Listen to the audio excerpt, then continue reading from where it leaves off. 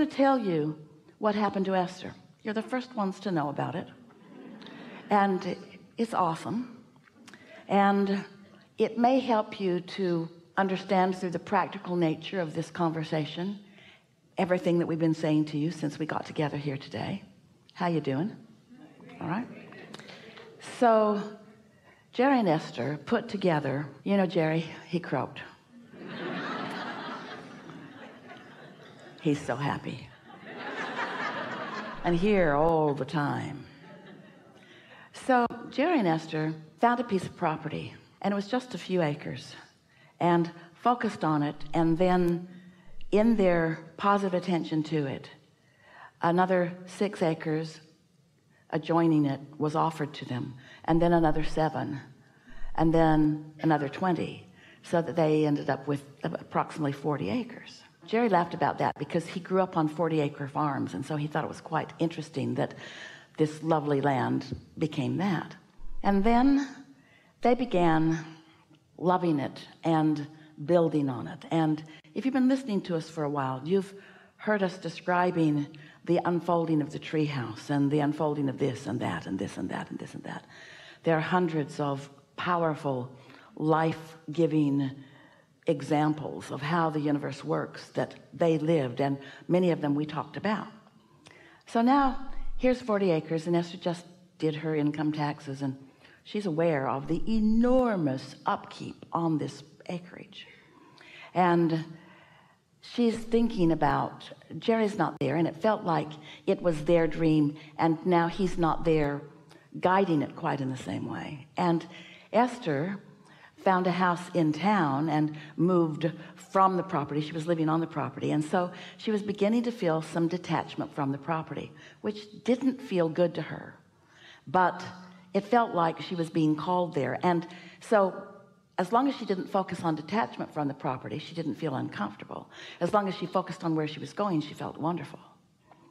So a series of things unfolded, and we're not going to take the time to explain all of them to you, but a whole sequence of things began unfolding in Esther's experience that were all that kind of property related, and things sort of clicking into place for something that Esther hadn't received yet, so she didn't even notice that things were clicking into place. She'd get a piece of it which didn't mean anything, and then another piece of it which didn't mean anything, and then another piece of it which didn't mean anything, and all the while she's just busy coming out to see you, not spending hardly any time on that property. And on that property there are man-made waterfalls and river streams and ponds. There's a tree house and beautiful buildings with Buckminster Fuller's creation of a parabolic hyperboloid roof, or it's a paraboloid hyperboloid. Esther can't find the words for it. It's a weird roof, nothing like she'd ever seen before. So anyway, here's this property. And so then, as all of this is there, we want you to feel the pre-Jerry and Esther conversation about this. One day, this is going to be very meaningful to you. We know it doesn't feel like it's about you, but it's everything about you. As you get this, you're going to get everything. So one day, many years ago, Jerry and Esther were walking on somebody else's property on a hot summer day, ducking under the cedar trees. And they came out into a little pasture, and Jerry said, "Can you feel this?" And Esther said, "What is this?" And Jerry said, "There must have been happy people here." And they just stood and basked in the deliciousness of that little meadow. And then many years passed, and they bought the 6 acres and the 7 acres and the other and the other and the other and the other. And now they've built what they call their center building. It's the heart of Abraham-Hicks Publications. And at the far end of this long building is the office that Jerry and Esther set aside for themselves. And they're sitting there, and Jerry said, "Oh, Esther, I think we're sitting right where that meadow was." He got the plot map out, looked at it, recalled as best he could. Yeah, that's exactly where their office was, right in the middle of where that good-feeling meadow was. Jerry said, "Oh, Esther, will you get Abraham? I really want to talk to them about this." So Esther relaxes, and we join the party in a more obvious way. We're always at their parties, and none of you have any privacy.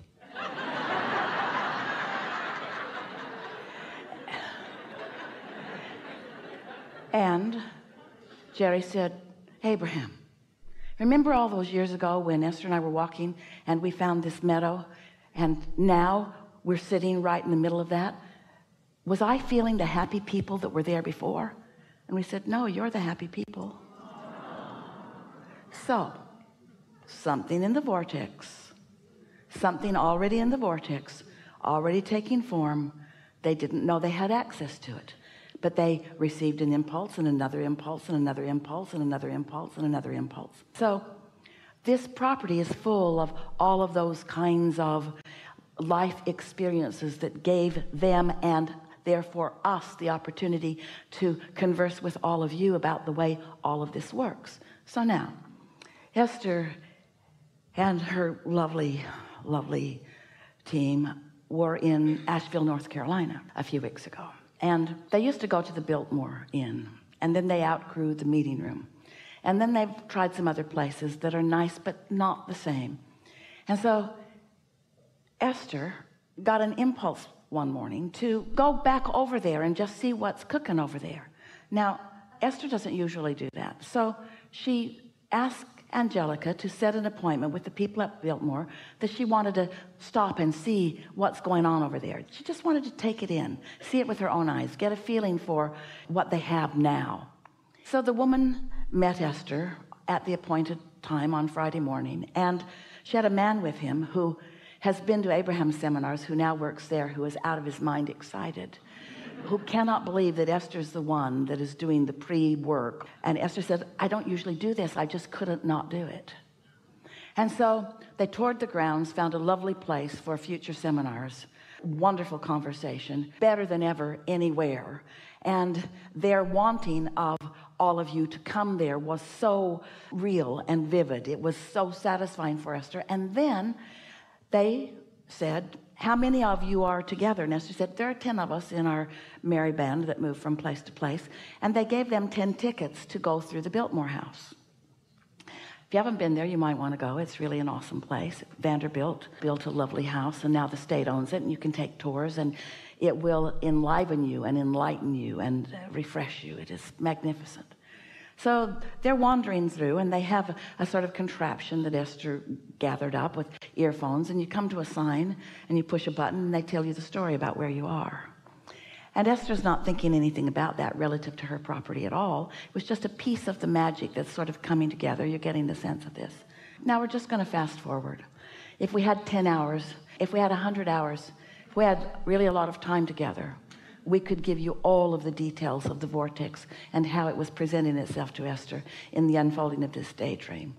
But Esther came out of meditation the other day, and her mind just began to see this Abraham-Hicks publications with guided tours, with people seeing the acreage, seeing what they did here and when this process unfolded. In other words, it is the genesis of everything that is here. And what we want you to hear in this is that for Esther, the healing, you might say, the releasing of resistance, the harmony, what feels like the magic to her, it took all that they'd lived before, even before they were on the land, and all that she's living now, and all that's in her future experience long after she is no longer in this physical body. In other words, talk about a blending of the past and the present of the future into a vivid reality that took her breath away. She could not stop thinking about it. Days and days and days and days and days, streams of what people are going to want to know about the unfolding of all of this, vivid for Esther. Now, is it about some place that we want you to go? No. It's about a dream that we wanted Esther to dream. It's about the life that it flooded into Esther as she allowed, for the first time maybe ever in her life, as she allowed herself to understand the perfect continuity between what was, even before she was in her body, what was, even before she knew Jerry, what was when they first came into the area, what was as it evolved, what was, what is, what's coming. Are you getting any sense of this?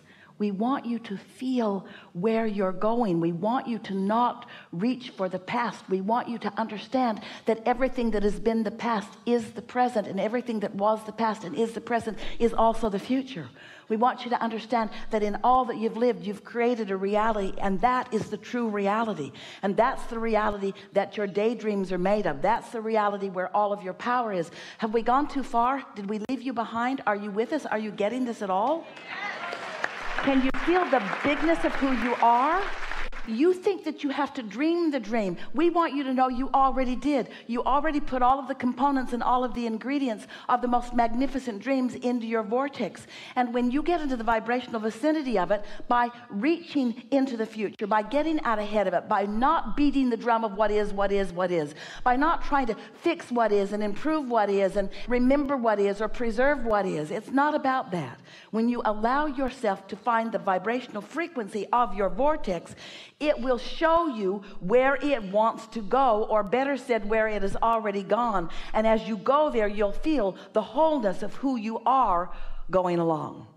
Every regret that you've ever had will fade away, because the power of your now will make you understand the importance of what you lived. Did you get it?